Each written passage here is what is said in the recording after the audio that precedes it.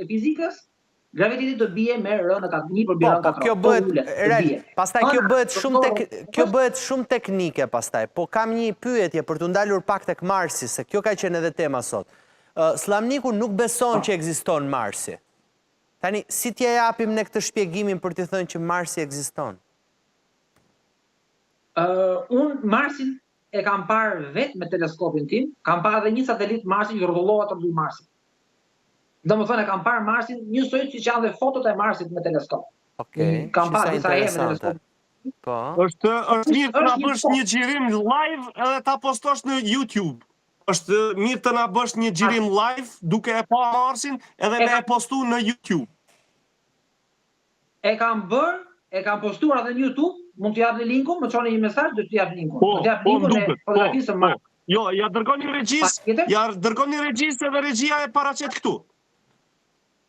Nuk e bëj dot tani, domethënë vetëm regjia të kërkoj domethënë për videon, nuk e di. Nëse na hap regjia, duhet ketë video të Marsit në YouTube. Kërkojeni pak regjia videon e Marsit në YouTube. A ka ndonjë video të Marsit në YouTube të japim paralelisht? O vlla, ani mirë në ta jep. Prit, ja ta dëgjoj pak e rali. Nëse shihni normalisht dallon vetëm dielli dhe hëna si diametra, si rraf. Kurse, po shihet me teleskop, ndryshon panorama komplet. Jupiteri duket si një disk i madh me breza, Saturni me unazat e veta mbreslënse, Marsi një top i kuq me lara duke nga kontinente nga ato pamjet e sipërfaqes vet. Kemi Neptunin, Uranin, planetin blu, Afrodita duket si hën, gjysmë hën, me fazat e saj njësoj si hëna. Dhe kur kam qenë një herë në një aktivitet astronomik, një nga profesorët që po shite me teleskop, tha, pse pas që ka hëna në qiell tha? Se e pa Afroditën ju duk si hënë, edhe hoqi syt nga teleskopi. Kaq interesante. Po, s'po shoh hënë tha. Ju duk Afrodita si hënë. Normalisht ndryshon panorama komplet kur e sheh me ndihmës me teleskopa, normalisht, qiellin. Përveç këtyre ka një mori mrekullisht të tjera, Migullnaja e re, ka një galaktika të tjera që as nuk imagjinohet bukuria e qiellit. Domethënë nuk janë vetëm 2 rrafë në qiell. Kjo është, nuk ka vetëm 2 rrafë dhe ca pika të bardha. Ka më shumë informacion në qielli se sa toka. E kuptoj. Pra ka më shumë se sa vetëm ne. Edhe ti besoj që ka edhe jetë të tjera për te nesh. Unë nuk besoj në absolutisht asgjë, unë e pranoj që ka jetë të tjera. Okay. Unë fjalën besimin e kam hequr pa vite domethënë. E kuptoj. Slamnik. Se nuk ketë.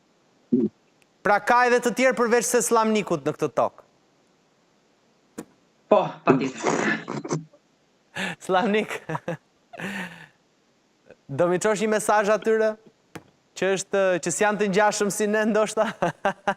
Për ta mbyllur se bëj shaka. Çfarë them valla? Nuk u binde, as nga këto sqarimet e Eraldit. Eraldi përdor terminologji shkencore, jo bie graviteti, jo qohët, jo një përthyje për një. Unë fola në terminologji më të thjeshtuar s'ka ku shkon, dhe kjo i hedh poshtë të gjitha teoritë e tyre. Në fakt, sa për informacionin e juj, unë jam duke e pritur të del nga botimi librin e ri të dytë, pse na gënjyn se toka është sferike.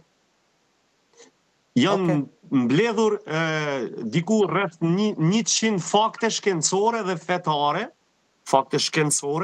matje dhe fetare, të cilat e dëshmojnë se toka është e sheshtë. Okej, do ishe gati të ftoj në studio për ta... Po? E bëjmë, do vi. Te kanë sjellur këtë teori, du ta kuptosh një fakt. Po. Që unë jam të meruar pasi që kam hyrë edhe pak më thellë. Që njeriu ta lën të vetmuar dhe të pa shpresë dhe shpresa e tij vetme të jenë shkencëtarët.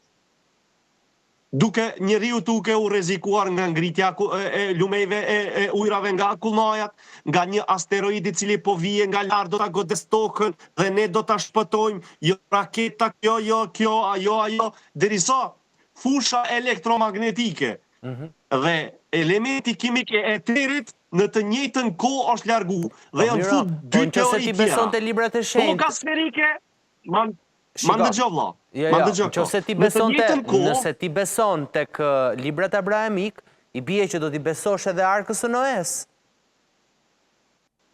Po pra, ma tregoti mu pra, nëse është ashtu, shumë bukur dole në temë. Si ka mundësi, në një tokë sferike, që në kohën e arkës së Noas, apo Nuhut a.s. se edhe Biblia dhe Kurani, të njëjtën ngjarje identike, prej nga erdhi ai uji i cili mbuloi kodrat. Dhe mbeti vetëm arka e Noas në sipërfaqe. Po zë japim sot përgjigjen kësaj. Nga erdhi ai uji. Po zë japim sot pra përgjigjen kësaj, se shkenca thotë që për shkak të një asteroidi që u përplas me tokën. Kështu që ky është shpjegimi. Prap shkencë. Erald, faleminderit shumë që ishe sot me mua. Arianit, faleminderit shumë mbasi të botosh librin të Mirëpres. Ta bëjmë një diskutim, po debat si gjithmonë, se nuk të marr dot vetëm ty për ta diskutuar atë. Edhe të bëjmë një diskutim interesant bazuar edhe te faktet që ke grumbulluar. Ndërkohë do shkëputemi për pak publicitet dhe pas pak do t'jem me Ermal Canin, shefin e kuzhinës, i cili ka 24 vite që jeton në Angli, shumë vite që jeton atje, po titujt i ka marrë dhe jam shumë kurios ta pyes këto titujt kur i merre dhe këto arritjet që i ka në nivelin e kuzhinës. A e tregon që është shqiptar apo e prezanton veten si britanik? Pas pak.